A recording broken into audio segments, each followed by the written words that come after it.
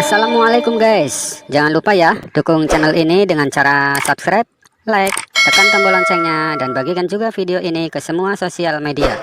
Ingat loh guys, subscribe itu gratis. Semoga bermanfaat dan akan menjadi amal jariah saudara semuanya. Amin. Terima kasih. A'udzu billahi minasy syaithanir rajim. Bismillahirrahmanirrahim. Assalamualaikum Pak Ustaz. Waalaikumsalam. Barakallah. Saya mau nanya tentang doa berbuka puasa. Mana yang harus kita pakai Pak Ustaz? Yang pertama Allahumma laka sumtu dan seterusnya. Dan yang kedua zahaba zoma'u dan seterusnya. Dari kedua di atas saya pernah membaca katanya yang sahih adalah doa yang nomor 2. Allahumma laka sumtu wa bika amantu wa ala rizqika aftartu bi rahmatika ya arhamar rahimin. Yang satu lagi zahabal dhama'u wa batallatil uruqu wa thabatal ajru insyaallah. Kedua-duanya boleh dipakai. Yang ngomong bukan Ustadz Somad tapi Syekh Ibnu Utsaimin, ulama Saudi Arabia. Syekh Ibnu Utsaimin pernah ditanya, "Syekh, kalau mau puasa apa doanya?" Pilihlah Allahumma laka sumtu, bisa, zahabal dhama'u, boleh. Tapi katanya status hadisnya, hadis ini dhaif, tetap boleh dipakai untuk fadail a'mal. Hadis dhaif tetap boleh dipakai untuk fadail a'mal kalau cukup 5 syarat. Pertama, bukan masalah akidah tauhid. Kedua, bukan masalah halal haram. Ketiga, tidak terkait dengan periwayat kazab pendusta. Keempat, tidak masih bernaung di bawah hadis sahih. Kelima, untuk fadail a'mal, motivasi beramal, maka silakanlah pakai. Ini tentang masalah Allahumma laka sumtu. Sudah saya tulis di buku 37 masalah populer. Bagi yang sudah punya, fotokopi, bagi ke masjid banyak-banyak tentang Allahumma laka sumtu, tempel di papan pengumuman supaya umat jangan ikhtilaf hanya karena Allahumma laka sumtu. Wallahu a'lam. Pak Ustaz, buat ibu hamil dan menyusui, bagaimana ganti puasanya? Bayar fidyah atau qada fidyah? Bagaimana pendapat jumhur ulama? Kalau ada ustadz yang ngomong ceramah, ibu hamil dan ibu menyusui qada saja. Ibu hamil qada, ibu menyusui qada. Itu dia pakai mazhab Hambali. Rata-rata ulama yang dari Saudi Arabia begitu. Syekh Abdul Aziz Ibnu Baz, Syekh Ibnu Utsaimin, Syekh Nasruddin Al-Albani, mereka ini umumnya ikut Hambali. Ibu hamil qada, ibu menyusui qada. Tapi kalau mazhab Syafi'i tidak begitu. Mazhab Syafi'i ingat baik-baik. Jika ibu tidak puasa karena dirinya, maka qada saja. Bu, jangan puasa ya, ibu ini orangnya lemas, maka dia qada saja. Tapi kalau dia tidak puasa karena ada unsur anaknya, ibu sehat tapi anak ibu ini sakit-sakitan. Kalau ada unsur anaknya, maka dia kena 2, qada plus fidyah. Saya ulang lagi, mazhab Hambali qada saja. Mazhab Syafi'i jika tidak puasa karena dirinya, qada saja. Tapi kalau ada unsur anaknya, maka qada plus fidyah. Ustadz pilih yang mana? Saya untuk keluarga saya pilih mazhab Syafi'i. Istri saya tak puasa, saya tanya, karena dirimu atau anakmu? Ini kan anak kita juga. Iya ya,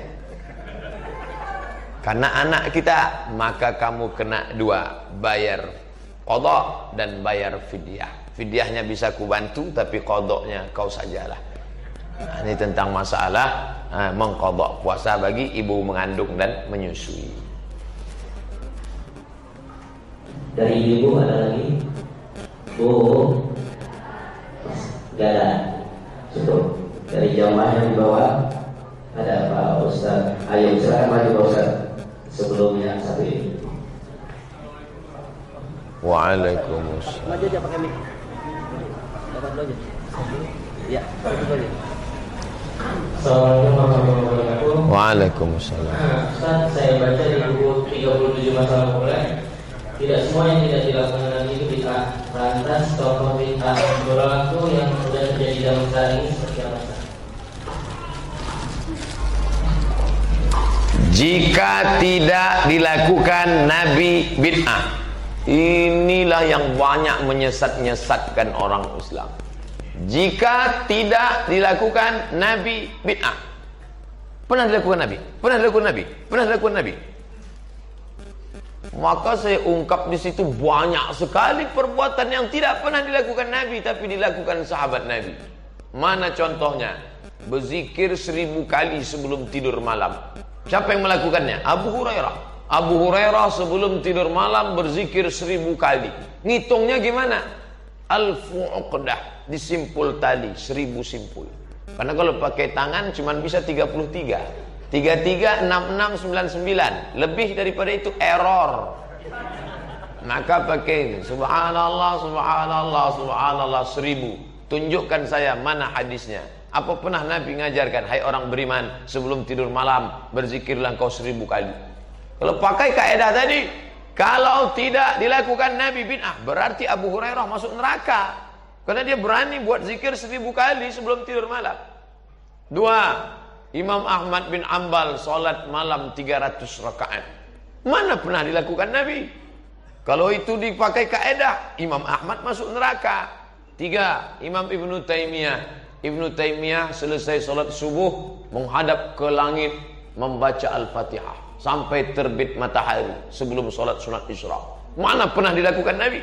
Hai orang beriman, selesai salat subuh menghadaplah ke langit, baca Al-Fatihah. Menghadap ke langit, di tempat saya nampak awan, di sini menghadap ke langit nampak ibu-ibu.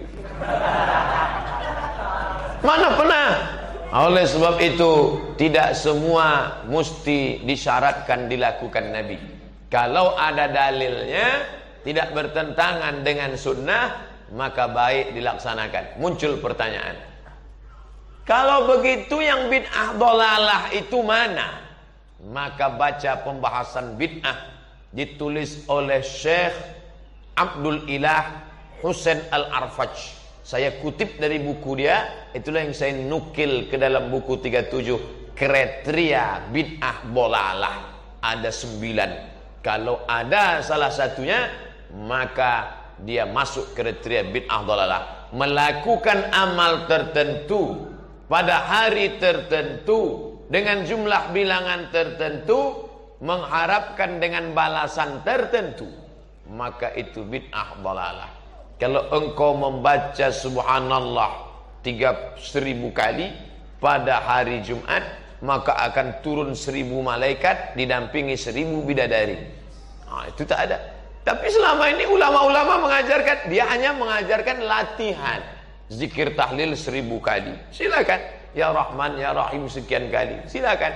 Maka ini perbuatan baik, tidak disebut bid'ah. Yang dalalah, mengambil turbah Karbala lalu diletakkan di tempat sujud.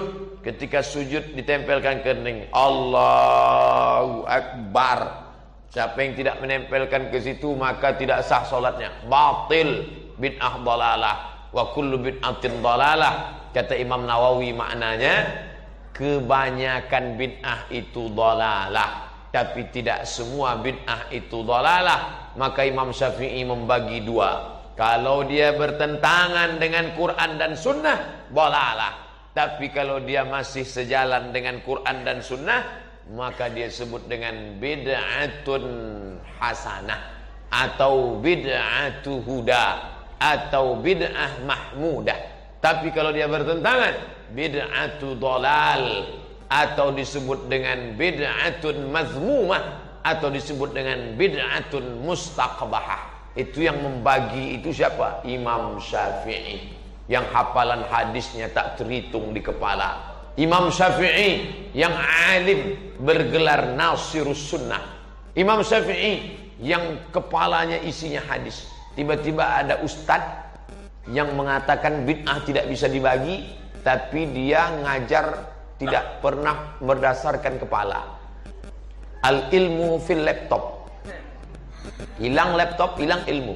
Ustadz ikut yang mana? Ikut Imam Syafi'i atau ikut ilmu fil laptop? Saya ikut Imam Syafi'i. Bapak Ibu mau ikut laptop ya silakanlah. Wallahu a'lam bishawab.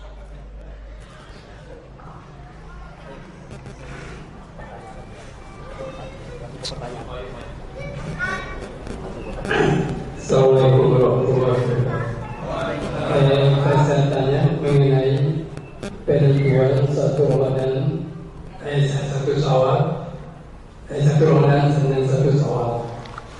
Tapi kadang-kadang ya seperti saudara-saudara dari Muhammadiyah, Ramadan masih 20 sudah menentukan Ramadan jatuh pada tanggal sekian. Misalnya dalam Al-Quran itu berpuasa kamu kalau sudah berbuka dan juga berbuka kamu sudah berbuka. Ini bagaimana bisa?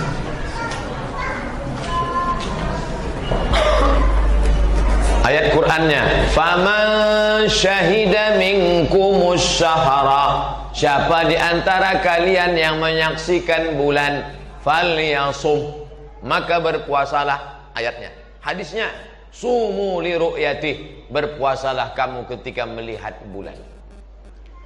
Apakah Mesir, Maroko dan Saudi Arabia tidak memakai ilmu falak, ilmu hisab? Pakai. Hanya saja dikombinasikan antara ru'yah dengan hisab. Kalau ada orang ngaku ru'yah, ternyata hisabnya tidak terpenuhi, maka ru'yahnya batil, tak betul.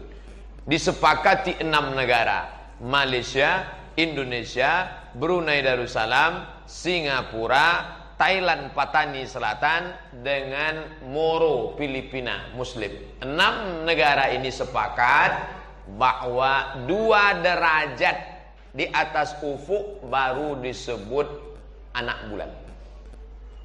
Kalau kurang dari 2 derajat, maka dia bukan hilal.